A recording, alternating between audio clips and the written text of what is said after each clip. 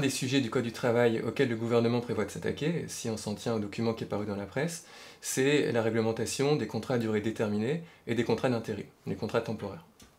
Il y a une chose très importante à savoir sur ces contrats temporaires, c'est que dans notre droit du travail actuel, ce sont des contrats qui doivent être exceptionnels. La règle, c'est qu'un employeur qui veut embaucher un salarié, il doit l'embaucher en CDI, en contrat à durée indéterminée. Il doit l'embaucher en CDI, sauf s'il a un motif légitime de recourir au CDD ou à l'intérim. L'idée, c'est qu'on donne une priorité au CDI. Le CDI est la forme normale du contrat de travail et le CDD, c'est l'exception. Ces motifs légitimes de recourir au CDD, en simplifiant, on peut dire qu'il y en a 3 séries. Il y a le remplacement d'un salarié absent, qui est un motif qui effectivement peut se comprendre. Si on a un salarié dans une entreprise qui est malade, qui est en congé pendant quelques semaines, on peut le remplacer en CDD. Un deuxième motif de recours au CDD, c'est l'accroissement temporaire d'activité, c'est-à-dire que si une entreprise sait que pendant une période qui est limitée dans le temps, elle va avoir plus de travail, elle peut embaucher un salarié ou des salariés pour cette période-là et pas pour une plus longue période.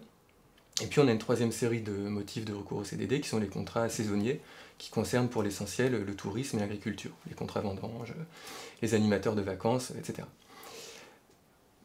On a ensuite d'autres séries de règles pour limiter le recours au CDD et assurer la priorité du CDI. C'est une limitation des durées maximum, en principe 18 mois, des délais de carence qui s'appliquent entre plusieurs CDD, c'est-à-dire qu'à l'issue d'un CDD, un employeur ne peut pas conclure d'autres CDD avec le même salarié ou d'autres avant l'écoulement d'un certain temps. Il peut embaucher en CDI mais pas en CDD.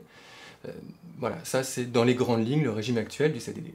Toute cette idée étant de limiter le CDD, d'en faire un contrat d'exception, parce que c'est un contrat qui est précaire, qui n'assure pas une stabilité, une bonne visibilité pour les salariés et qu'on veut garantir l'accès au CDI. Le projet du gouvernement, c'est de remettre en cause à peu près toutes ces règles-là qui encadrent le CDD. Alors, il ne s'agirait pas de modifier directement par la loi le Code du travail, le projet est plus, je crois qu'on peut dire qu'il est plus vicieux que ça.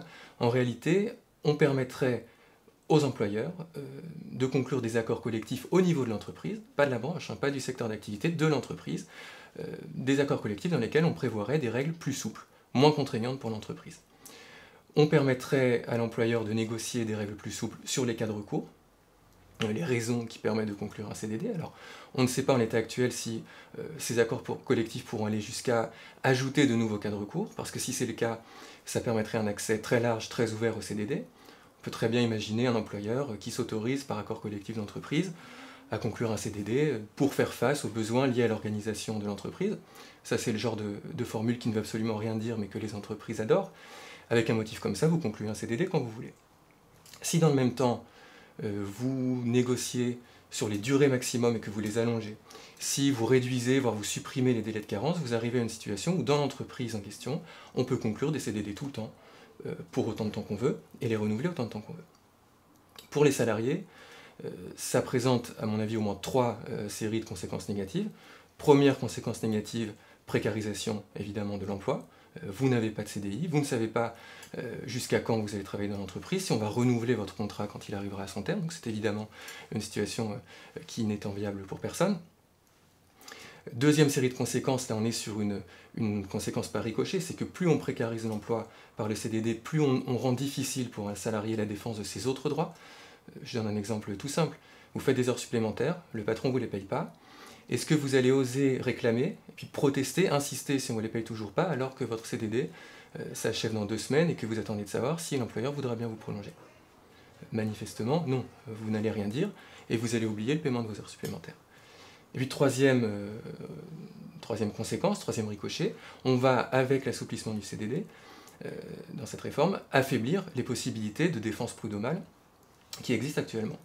Aujourd'hui, quand un travailleur vient nous voir, nous en tant qu'avocats, et nous dit voilà, moi ça fait 3 ans que je suis dans mon entreprise, j'en suis à mon 28e CDD, ça ne peut plus durer, il faut faire quelque chose, on peut effectivement faire des choses, on peut aller au prud'homme, on peut, à partir des armes que nous donne le Code du travail tel qu'il existe, obtenir pour lui une indemnisation de son préjudice, éventuellement un passage en CDI, ça c'est des choses qu'on peut faire. Bien demain, on ne pourra plus forcément, parce que si en face, au prud'homme, l'employeur verse au débat cet accord collectif qu'il s'est écrit lui-même dans l'entreprise et qui autorisait cette situation de X CDD en 3 ans, eh bien le juge risque de rejeter nos demandes et le salarié n'obtiendra pas réparation de ses préjudices. Donc très clairement, toucher aujourd'hui à la réglementation du CDD, qui est une réglementation qui existe depuis le début des années 80, autour de laquelle il y avait jusqu'ici un large consensus, c'est affaiblir les droits des salariés, c'est précariser la situation des salariés, c'est instituer une forme d'impunité patronale. J'aimerais vous dire que ce que nous allons vous montrer